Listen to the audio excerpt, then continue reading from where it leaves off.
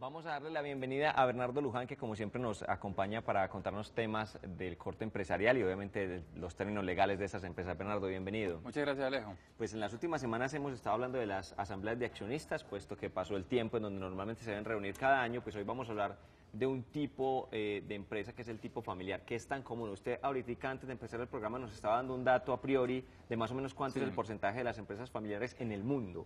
Es más o menos del 90%.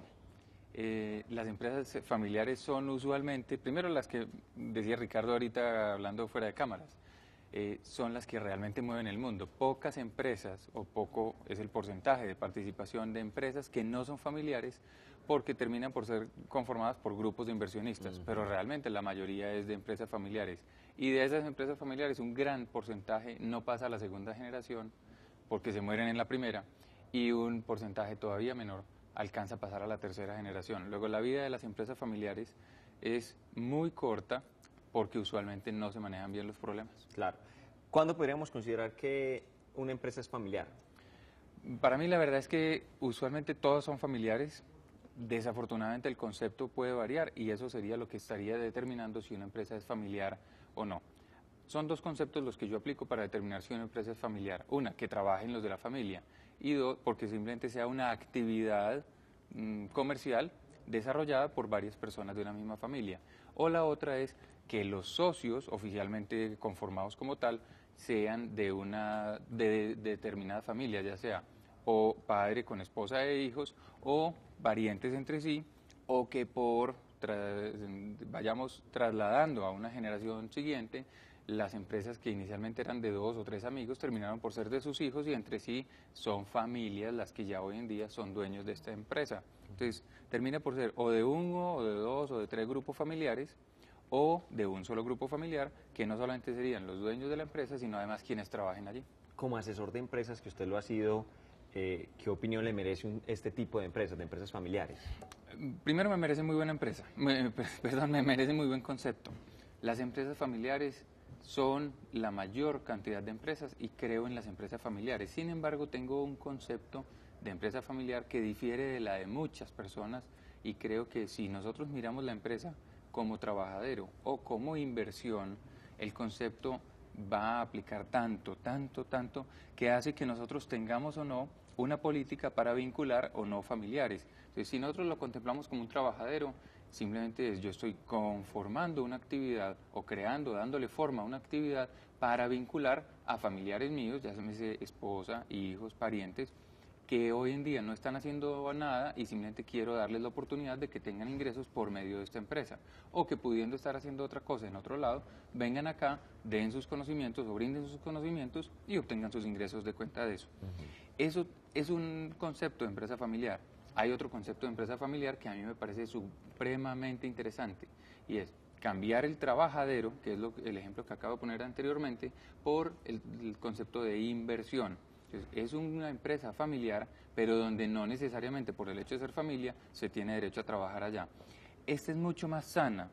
Podría uno llegar a crear una empresa familiar como un trabajadero, pero siempre y cuando tenga la concepción de que llegue a ser posteriormente a ser una empresa familiar desde el punto de vista de la inversión, porque entran en conflicto muchas veces los problemas familiares con los empresariales y termina por generarse tanto choque que a veces las relaciones familiares se afectan de manera sustancial, a veces definitiva, rompimientos, aislamientos, peleas, discusiones, no solamente entre familias, sino además entre los mismos miembros de una familia, padre con algún hijo, porque este es el hijo que estudió en tal parte y viene a aplicar los conceptos que adquirió en otra parte. Entonces empieza a haber conflictos generacionales, conflictos empresariales y conflictos obviamente. ¿Cómo es el comportamiento de estas empresas? Normalmente, si fuéramos a describir el comportamiento desde el modelo económico, ¿cómo sería?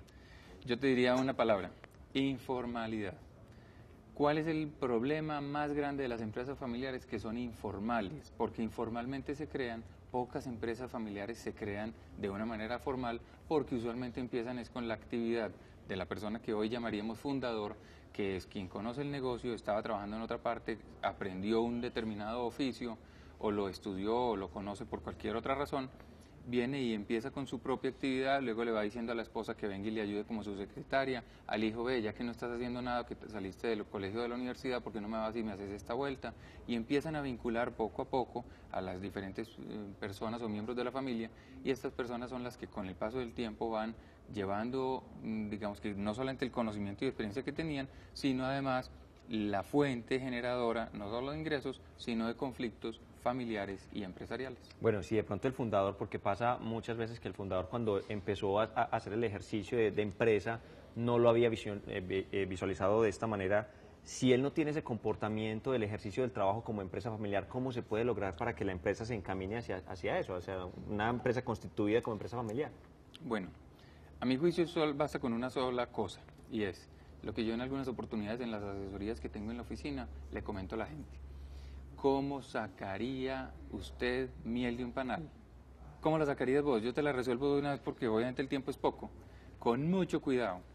Así sería la forma como yo recomendaría que esposa, hijos y todas las personas que estén vinculadas al fundador vayan haciendo que el fundador vaya llegando a eso que hoy en día pueden tener otros miembros de la familia, como la imagen, la percepción, la visualización, la idealización de lo que podría llegar a ser el negocio, que hoy en día se maneja de una manera informal como una tienda y que podría llegar a manejarse como una empresa real.